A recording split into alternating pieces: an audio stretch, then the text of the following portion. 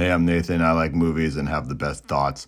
Today's video is about a movie that Steve Spielberg built. It's called E.T. It came out in 1982, the year after I came out. I remember watching it in the movie theater when I was 12 months old. Good night. I ate a root beer and a Malo cup.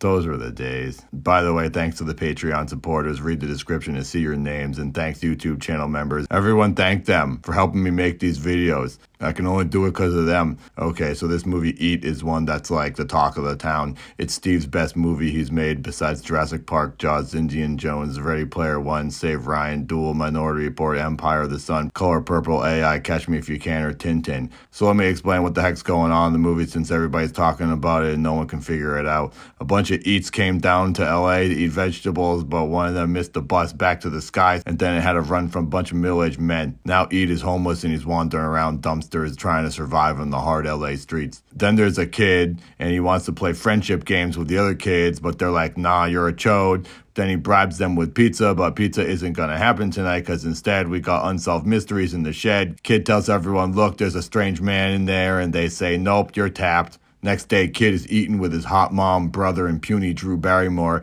And he's like, can't believe I definitely discovered a magical homeless guy in the shed. And brother is like, you've got dementia. Then Kid says, the sickest burn in the history of recorded cinema. Penis breath? Hot mom is like, got him. Elliot!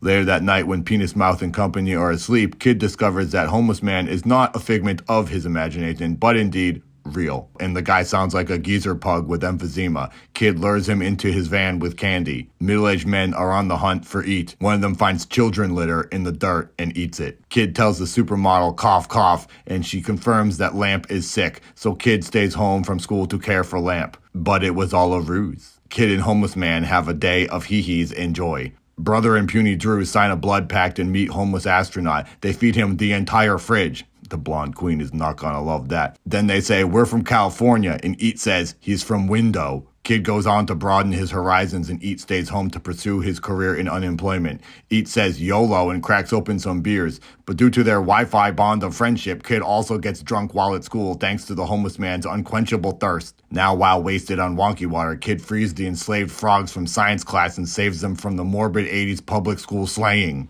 Meanwhile, back in the cul-de-sac, Eat is going Beekman's World on some electronics. Things don't go so well for Kid because principal calls the beauty queen and says her kid is getting an A in the deadbeat dad preparation course. Mom designated driver's Kid home from the middle school bar and Eat tells Puny that he needs to make a long distance call. All the kids are like WTF and Eat's like, come on guys, I gotta call my friends who live in the window. Middle-aged men spy on kids. Yikes. Homeless pug goes powder on Kid's bloody finger and CPR's flowers back from the grave. Eat finishes his hacked cell phone and kids hatch a scheme to sneak homeless guy out on Halloween for some trick and treats. Kid drives Space Geezer around in his child car, then Geezer is like, this primitive transpo will not suffice. And to the skies they go. It is there that they fly by the poster of the film. They apparently flew all the way to Oregon because their LA desert backyard is now Fern Gully. While in the gully, Eat sets up his Motorola and hopes to FaceTime his friends. Meanwhile, the queen of visual pleasure is having a seance to get Kid home for bed because it's getting late. Her voodoo doesn't work, so she sedans it out on the streets to find him the old-fashioned way. That's when the middle-aged men sneak into the house to do science scans.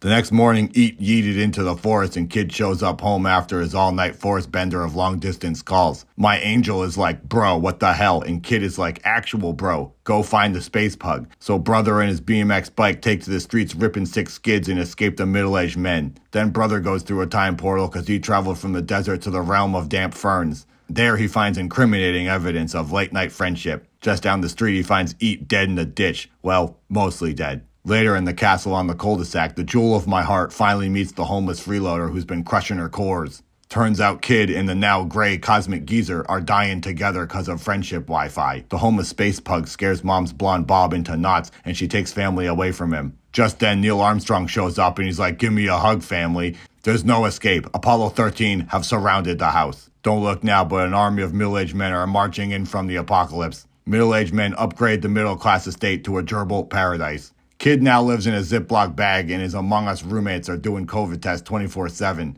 Then one middle-aged man says, hey, I'm not so bad, I love homeless pug too. And Kid is like, he's gotta go home to the window. And Among Us dude is like, bet. But wait, this new beautiful life in a bag isn't so great.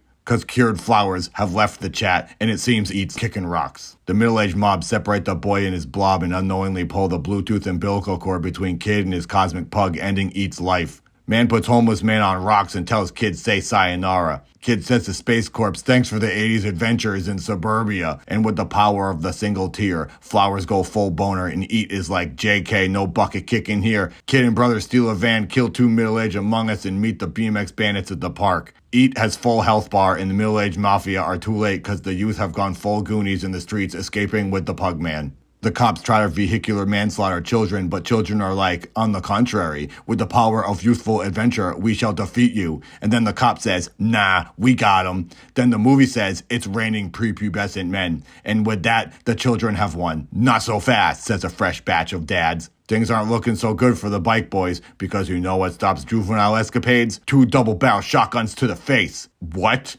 Steve, seriously? Was that necessary? They were just going to shoot children with shotguns for leaving their house? Okay, Steve, well, you know what defeats bullets in the 80s?